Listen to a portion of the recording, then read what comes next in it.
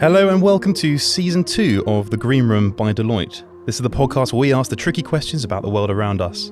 I'm George Parrett, and today we're asking, does starting a new job ever get easier?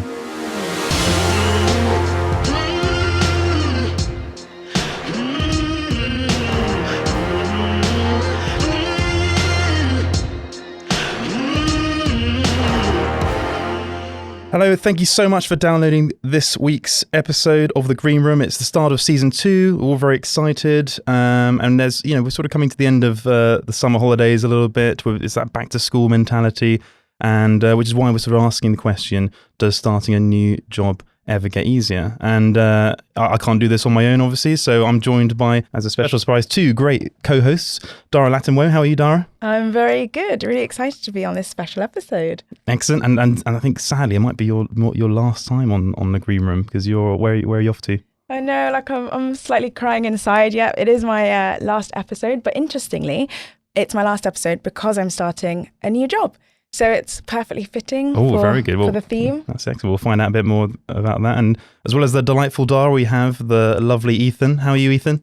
Hi, George. I'm good, thanks. It's our earliest podcast recording, but I'm powering through, so it should be fine. Excellent. We've got some coffee and we're ready to go. And I think we're sort of doing this podcast. It's we're in September. We've got about 2,000 students and graduates joining Deloitte this month, which is pretty amazing, really, when you think about it. But and that's why we sort of thought the starting a new job question would be a good one to tackle. And Dara, who have we got to help us navigate this tricky one this week? So today we have a very special guest, Richard Euston. Richard was elected Senior Partner and Chief Executive of both Deloitte North and South Europe and Deloitte UK from the 1st of June this year. In his previous role, Richard led our UK and Northwest Europe consulting practices. Welcome to the podcast, Richard. Thank you very much, Dara. I'm delighted to be here. I was in Copenhagen yesterday and I was back on the plane last night and I was thinking, what am I doing tomorrow? I said, I'm in the green room. How lucky am I? Where else do you want to be in the world? Exactly. On a Wednesday morning at 8:30. The highlight of your day. It'll be the Downhill from Let's here. hope so. Let's hope so. Richard, astonishingly, we've been recommissioned for Season 2, but I think we've also been able to keep our regular tradition of having an icebreaker question. And I think Ethan's going to pull something out from the bucket. Yeah, so it's my job this week to see what we have. So this one is, what was your favourite subject at school? Oh. Well, yeah, I'll chip in first. Mine was English literature. Yeah, I was a bit of a bookworm. I ended up doing that at university. And it's basically a book club, really. So yeah, it was great. Loved it. Nice. Yeah. Do you still read a lot? I do, yeah. Well, I'm also married to an English teacher, so the theme keeps going. Exactly. Yeah, it's always get good recommendations. So what to read next? So yeah. Mm-hmm. My favourite subject, oddly enough, was Latin. But then it kind of had to be, given my surname, Dara Latinwo. So I feel you set that one up just for the no, like literally that's been well rehearsed. Yeah. No, literally as far back as when I took Latin. I was like, this is It's like one of my the worst perfect chat-up lines subject. I've ever heard. I think. It's not a chat-up line. That's hugely useful. See, my favourite subject was chemistry.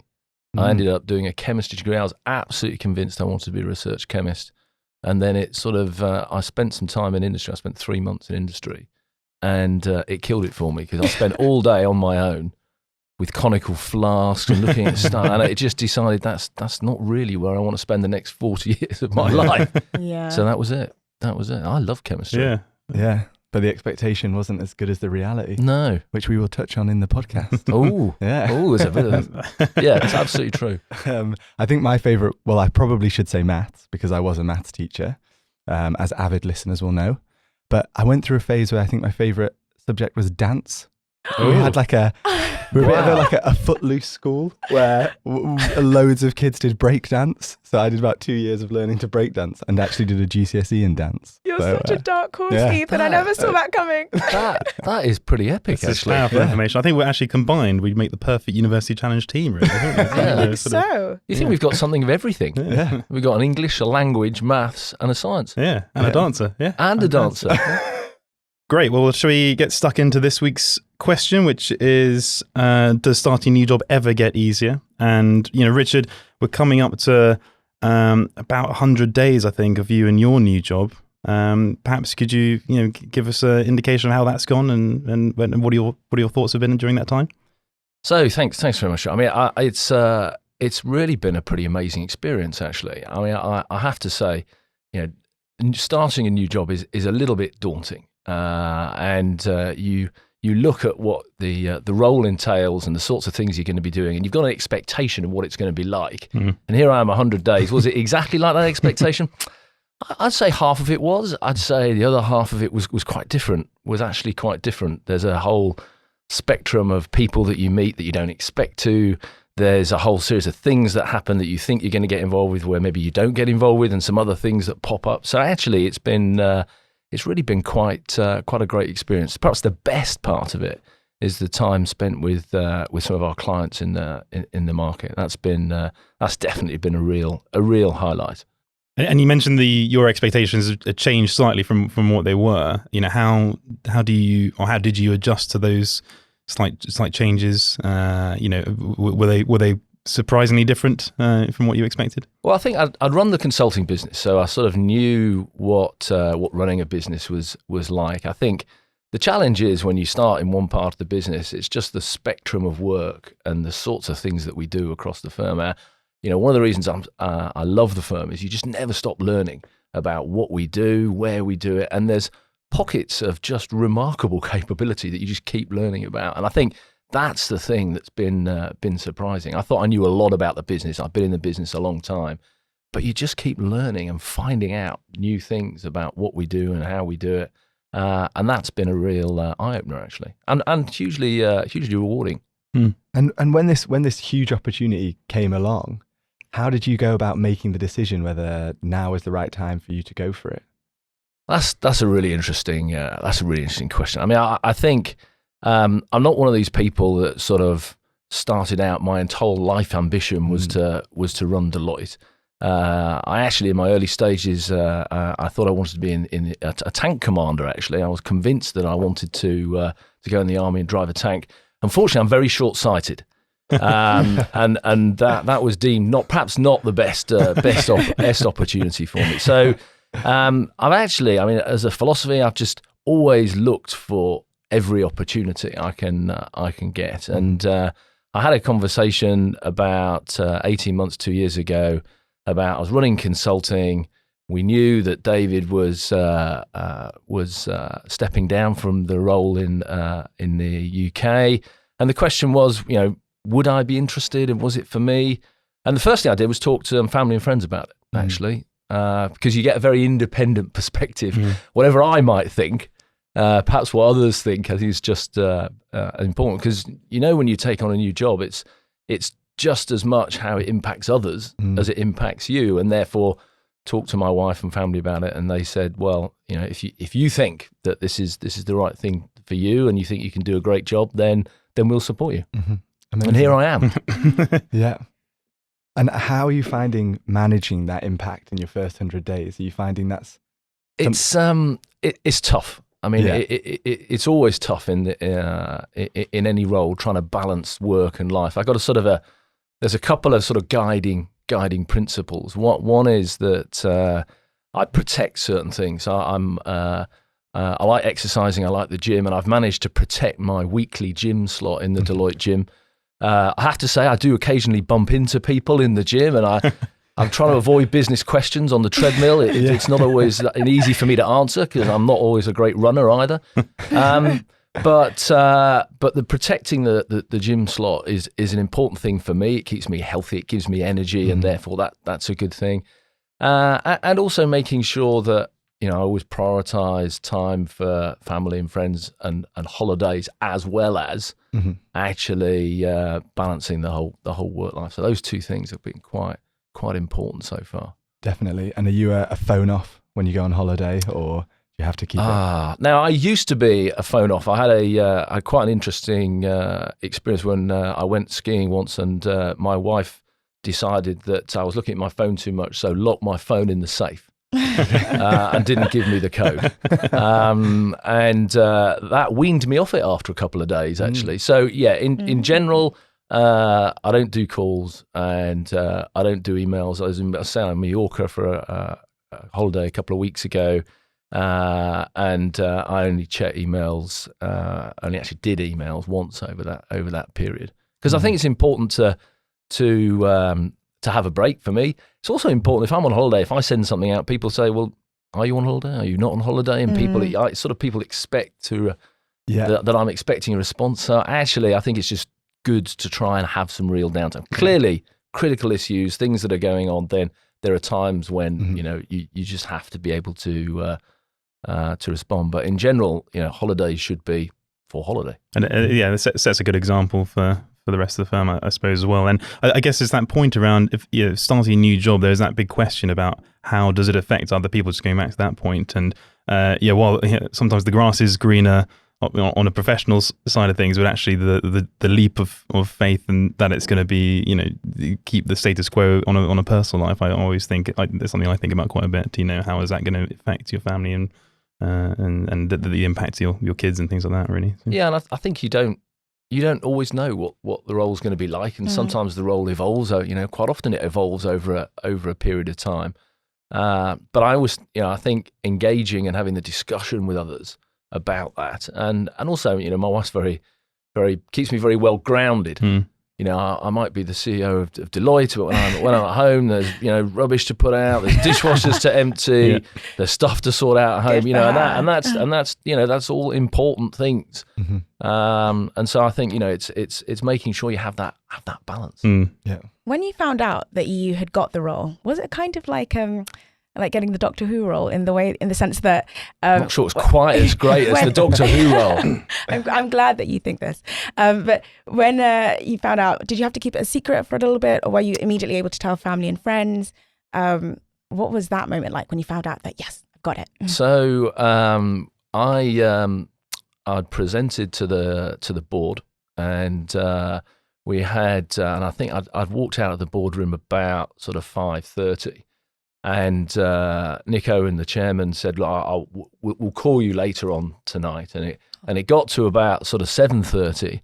I hadn't heard anything. And I thought, I know from my client's experience, when you don't hear anything, good news travels fast. Bad news comes from procurement, and quite often, it sort of comes later.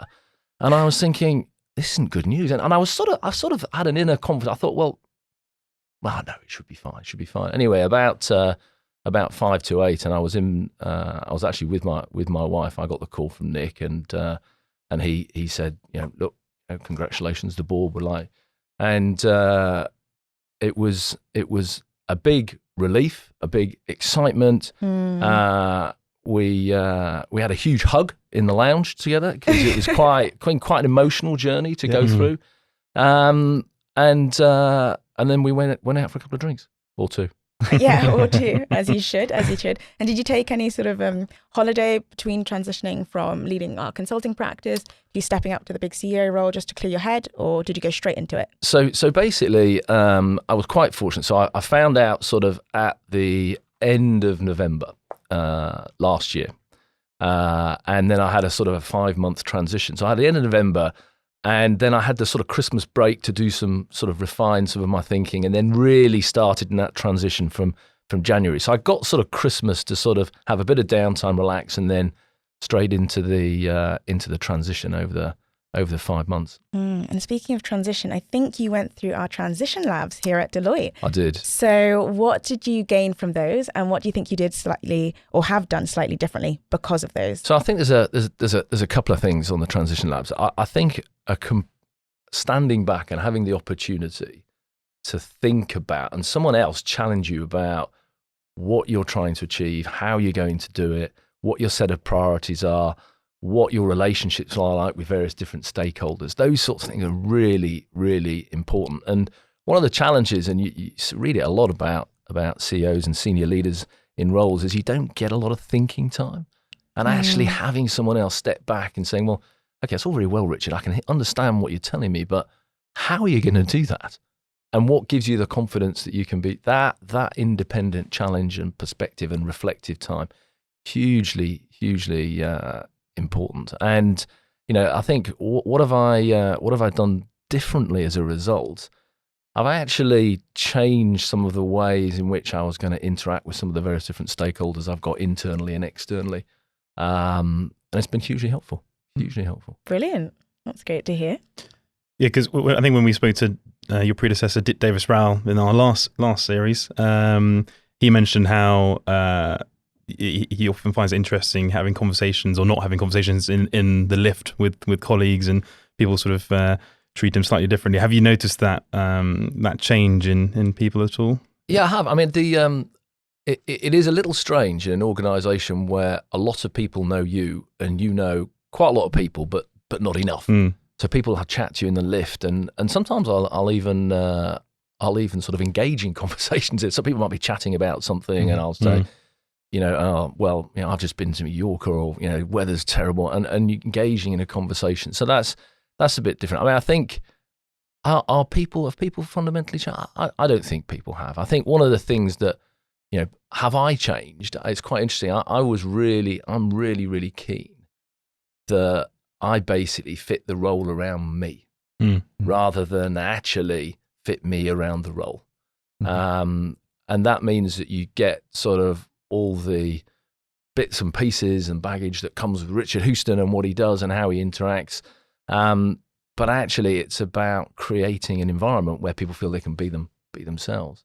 And so I think that's a really important aspect of the role and how I've found it so far. Yeah, I suppose that is important, because if you had to change yourself to fit the role, then that wouldn't be quite right, would it? So, yeah, I think there's learning and building new skills and capabilities, and there's definitely some things that I need to get better at. But I think actually fundamentally being who you are and being comfortable with who you are, and I think the partners and the board knew me well enough to actually elect me as the individual that I am, and so therefore I'm pretty comfortable with that. We'll have a lot of new joiners starting in September, who I imagine will be feeling a bit nervous, quite daunted. Do you ever get that feeling? Did you get it starting this job? Yeah, I do actually. I mean, it's quite interesting. There are times when there's an extraordinary amount going on. You've got a lot to do, and you wake up in the morning and think, how on earth am I gonna actually get through all these different things? And there's a couple of things about that. I keep thinking, actually, just break these things down into small pieces.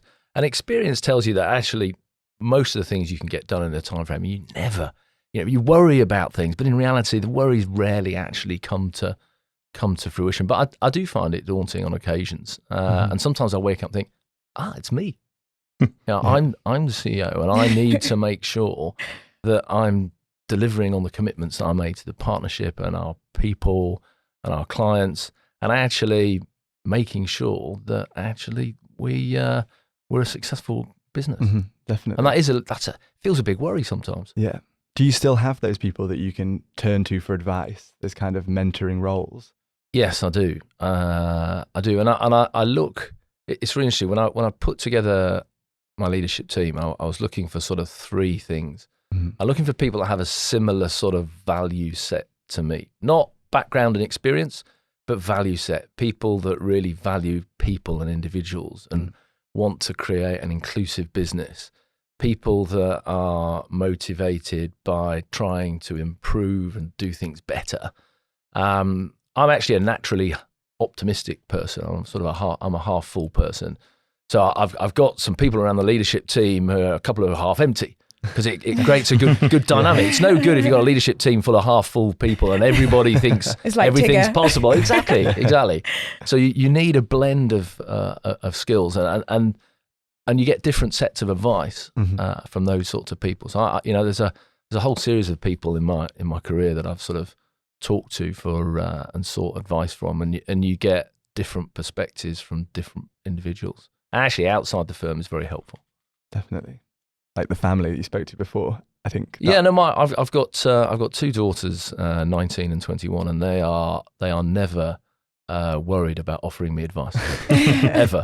Great to hear. It's the best advice, probably. It's actually very good. Yeah, it's actually it tends to be very good. Yeah, my 4-year-old's exactly the same actually. So she always gives me advice. But actually, I think it's probably a bit of a common thread, isn't it? Everyone's had a first day of school. Everyone's had a first day at a new job or a first day at university or whatever it is. So actually, there's always that kind of slightly strange feeling in the stomach on that as you enter those doors for the first time. But actually, everyone gets through it, really, don't they? So it's quite a common feeling, really. So and I suppose it helps if you're it's a new job, but in an environment which you're used to.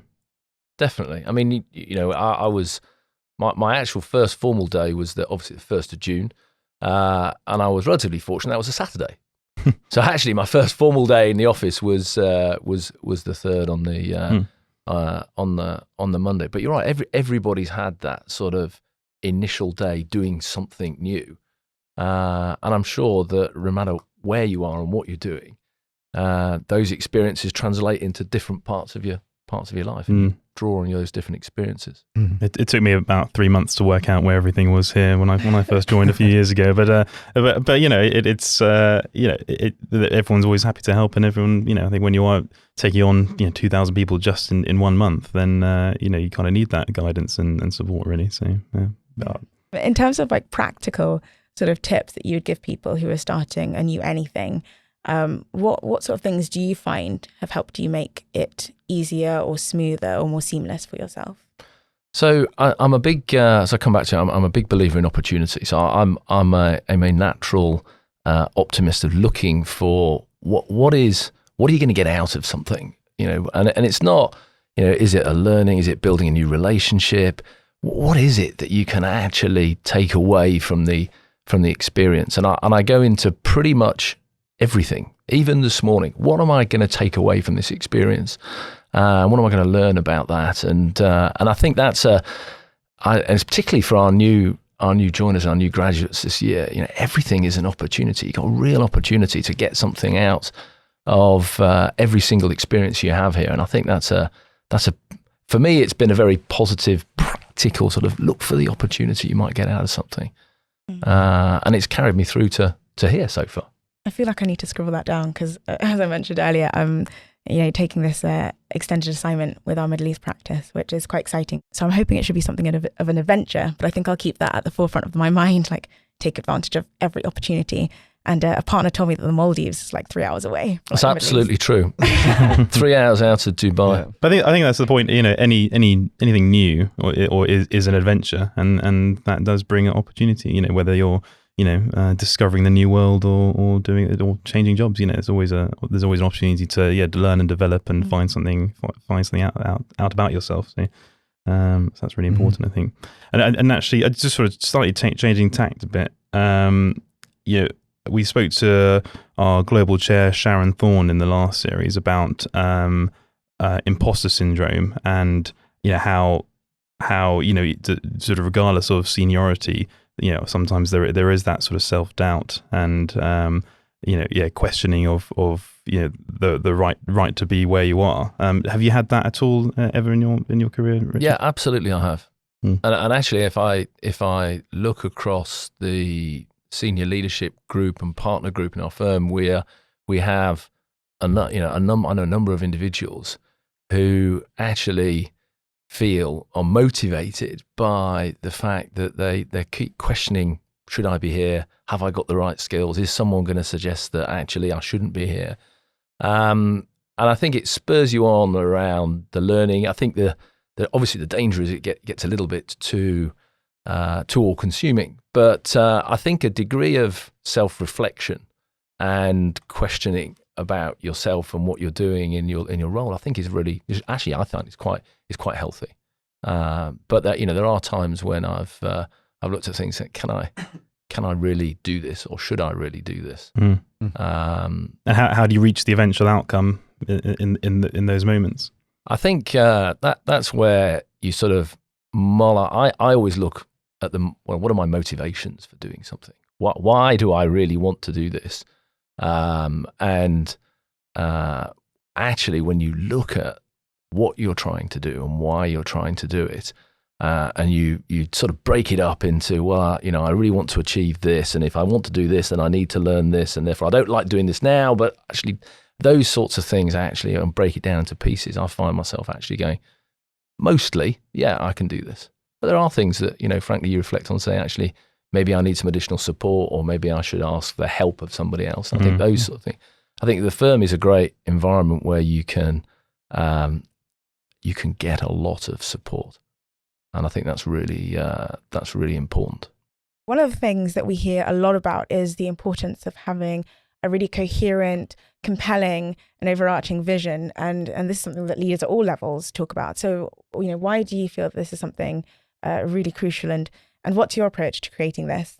So, I talk about ambition and an ambition for the firm in 4 years' time and what that looks like. And the reason I think that's really important is, we're in a partnership, and partnerships are very different to corporate structures. Whilst I'm the CEO in a partnership, I'll set direction, and then I'm gently encouraging our partners to all follow and align around that ambition.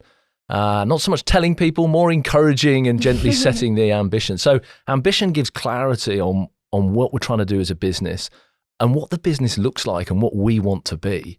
And I think that's really critical, particularly in a period of such uncertainty where there's so much going on outside the world that is causing change and challenge. Having clarity on what you want to be and what you stand for as a business and the values that you have, I think is really, really important. Yeah, and you mentioned the partners, sharing that ambition with them. We had David Cruikshank on our podcast, one of the first episodes that we recorded, and he spoke about the partnership model enables him to feel less alone and a bit less pressured that it's all on him, and actually it's a shared objective. How do you surround yourself with that kind of great team where you can feel like that, and also that it's not just yes people? Well, I think there's two questions there, Ethan. So let me tackle the first one. The partnership point. It does feel like, and I talk a little bit about this, like an extended family. Mm-hmm. I mean, it really does. Being a partner, it's sense of support, engagement, and that's really, really important. And it's one of the great things about the firm. Mm-hmm. I think, I pick people and I look for leaders that have similar sort of value set to me. Mm-hmm. I also look for people who are client facing, because people who are client facing and doing things in the market, which is what our core business is, can add more and understand more about the decisions they're making and the impact it might have on the business. Mm. So I want partners and leadership team that are really close to the market. And the last thing is, I want people that can get stuff done. I mean, it sounds a bit silly, but you don't want people that just want the role. You want people that really want to make a difference and change the firm for the better. And so those three things you surround yourself with, I think, is really important. How do you avoid yes people? I mean, it's quite tricky. Obviously, I like some yes people. I mean, you can't have a room full of no people. But I do look for people that have a blend of being sort of, I'm quite naturally optimistic, but also are quite challenging as well, and add a balance to the perspective. So whenever we're talking about, we're not only looking at the upside, there's always somebody who's going to actually say, well, hang on a minute, you haven't thought about this or this or this. But having that blend, I think, is really important. Yeah. What would you say to people who have perhaps, had their heart set on something or gone for a new opportunity, but then found it wasn't quite as they expected and they want to pivot out? So I would, there's a couple of things. I think I was pretty actually upset when I actually realised that sort of a career as a research chemist wasn't really for me, and then I started thinking, well, what could be for me? And actually, my father said to me, look, actually, think about the skills and things that you're building and capabilities, and actually, you're quite analytical, you're quite good at logic and maths, and and therefore, what else could you do? And I actually ended up moving into financial services. And it was just an adjacency. So I'd encourage people to not take too long and dwell on the fact that you've actually realized that perhaps this isn't for you, but then to reflect on all the great things and skills and capabilities that you've got at actually building towards that thing. And then what are the adjacencies and how might you apply those in a different way? I mean, we as a firm employ people with vastly different backgrounds and experiences. And therefore, actually, just because you don't have a particular skill or background doesn't mean to say you can't be successful. We were going round the table earlier. We have maths, we have English, we have Latin, and we have me as a chemist. And here we all are being successful. And the dancer. I missed Ethan's dancing, sorry. Like, I think the whole world needs to know about Ethan's dancing. Like, Well, they do now. Well, yeah. You heard it here first, people, on the pod. But I think that's a really hopeful and helpful message for people, actually, because, a lot of people, increasingly with like our longer career spans and lifespans are doing big career pivots. And I suppose as your career has progressed, Richard, do those mistakes get fewer? Do those sort of because it sounds like you're now you're quite good at planning ahead and having those sort of goals and objectives, but is that through experience of trying to avoid going down the wrong path throughout your career? Yeah, so you'd like to think that you don't make the same mistake again. I think you might make different ones. Yeah, because I think in different roles you're exposed in different sort of experiences. I think collectively over a career you build experience, and also you build a set of relationships that you can use to bounce decisions off on various different ideas. I'm a big believer, not in collective decision making, but collective input into understanding decisions from a different perspective, both internal and external. So I'm optimistic that the number of decisions that don't quite work out is less. But I think everybody comes up against decisions that were actually on reflection. It's rarely a binary should have done one versus the other. It's actually, I did something, perhaps I could have done it slightly differently or slightly better, and next time I'll do something slightly better. So about that learning piece again comes back to learning and opportunity. I'm a big believer. One of the reasons I love the firm is it's still learning experience every single day, and it's part of that opportunity thing. There's definitely that experimental, exploratory vibe, which I think, like, as a firm, we're getting really good at being more nimble, more agile, giving people that space to try things, fail fast a little bit. Yeah, I think in an environment, business environment, political environment, social environment now, where there's so much change going on, it's impossible to get it right all the time. I just think anybody who says that they are going to get it, I think it's being maybe hopelessly optimistic. But I think it's about learning, and there's nothing wrong with failing, provided you learn and actually take that learning back into what you're doing. Mm-hmm. And we spoke about that it's an early recording, and we all have off days. What do you do when you're in a position like you're in, and you're just not feeling it today, and you're just having a really off day? That's a great question. So, as I said, the gym thing helps if I have an off day or I'm feeling just a bit tired. I'll just go back late on a dinner or everything else, and you get up. The gym thing, it never feels that motivational, but actually when I come out the other end, I'm always feeling a bit more energized. I'm a big coffee drinker, so I'll probably have 2 coffees instead of 1, or 3 instead of 2. But I'm usually pretty chipper about things. Actually, it takes quite a lot to sort of have a really off day. So no, I'm usually quite optimistic about stuff. Because I think we're going to talk about mental health a bit this season, and do you have to? Are you aware of that sort of impact on your mental well-being? Definitely.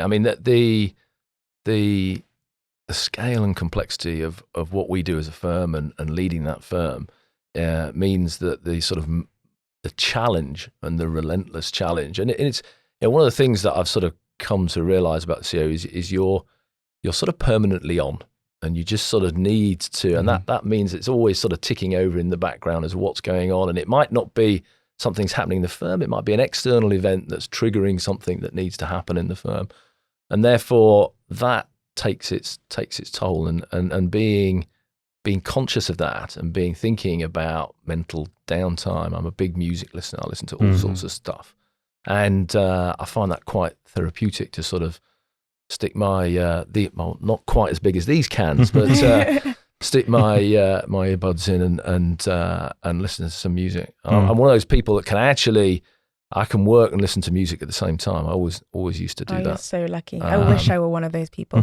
but I end up typing lyrics. May I ask what genre of music? Out of interest, I'll listen to anything. So I'm a big film music I love film music, so I'm currently listening to Hans Zimmer, anything James by him. Newton Howard, any of the great sort of more modern composers, John Williams too, and all that sort of things. I love that to sort of relax. I sometimes listen to that to go to sleep to on planes, actually. I'm actually quite big into dance and trance music. Which I think is a little surprise, or might be a little surprise to some people. But actually, are we sort of 90s sort of house? Or 90s house actually. But even I've been to see David Guetta. I was waiting for David Guetta. Calvin Harris? I've seen Calvin Harris. I saw David Guetta in Ibiza in Pasha. Wow. I saw Avicii in Ushuaia. I mean, so I've seen a variety of different sorts of, and it's everything. And I think that cross section, you can always find something in everything. I used to, when I was in my teens, I was big into heavy metal. I actually grew my hair quite long. Quite hard to work to, heavy metal. I don't know. I think it depends what sort of work you're trying to do. True. I think if you're trying to do some, difficult. I don't know, some sort of difficult financials, actually having some Aerosmith or some Led Zeppelin in the background sometimes helps. Oh, wow. Yeah. So a complete genre. There is very little that I don't like, actually. You could name a genre and most things I will listen to. Mm-hmm. Richard, you'll be pleased to know that we're coming to the end of this interview, and hopefully you'll think it's more Partridge than Paxman. But I suppose just sort of trying to wrap it up a little bit. I mean, if we spoke to you again in a year's time, what would you hope to achieve by then? So I think there's, the obvious thing is navigating some of the uncertainties that we see ahead of us in the business. The regulatory environment, Brexit, political environment, global trade wars. If ever there was a time to become CEO where there's sort of a lot of external change and challenge, it's now. So successfully navigating that and ensuring that the firm is it continues to grow and be successful through that environment is probably thing one. Second thing is I am really keen to develop this 4-year ambition for the firm. What does the firm look like? Not a strategy, but an ambition. What does a firm look like in 4 years? What sort of firm do we want to be? What does that mean for our clients? What does that mean for our people? What does that mean for our partners? And therefore, in a year's time, if we've managed to navigate some of the uncertainty and we've got real clarity on the sort of business we want to be in 4 years, that would be a good first year, I think. Definitely. And if you had one piece of advice to give our new joiners, what would you leave them with? I'll come back to that opportunity. Everything is an opportunity. I think you look for the opportunity in everything, and you might not see it. You might have to dig deep. Mm-hmm. You might be doing a piece of work and it's in a location that doesn't look very appealing, but go and find something out, meet somebody different, learn a new skill. That's the thing that new joint, and that's the thing that sort of will carry you through not only your career here, but whatever you decide to do. Mm-hmm. Hopefully that's helpful, Dara, for your new ventures. Yeah, no, I think the big takeaway word is opportunity. Looking for opportunities everywhere, maybe in the Maldives, but obviously in the office. Yeah. And Richard, finally, I guess if we can have in a nutshell answer to this week's big question, does starting a new job ever get easier? No. Perfect. It's always a challenge. And I think, come back, make the most of it, ensure that you get something, you build your own skills and capabilities through the experience. But I don't think it does. I think it's always a bit of a challenge. But if you focus it on that like that, I think it'll be fine. Great. Brilliant. Richard Houston, thank you so much for coming and joining us in the Green Room this week. And George, Dara and Ethan, thank you very much. I've really enjoyed myself and look forward to listening to myself on the pod in September. Of course. Great to have you. Thanks a lot. Thanks very much. Thank you so much for downloading this episode of The Green Room by Deloitte. You can find all of our previous episodes on our webpage. Just go to deloitte.co.uk/Green Room Podcasts. There's lots of information there about the transition labs, which Dara mentioned in this week. And please do get in touch, give us a review, send us any questions you have, and that'll be great. Thank you so much. Thanks for listening to this episode of The Green Room by Deloitte. Tune in next time for our next big question. This podcast is produced by our very own Pod Squad and hosted by George Parrett, Dara Latinwo, Lizzie Elston, and Ethan Worth. Thanks to our creative studio for their technical support. Original music by Ali Barrett from our consulting team.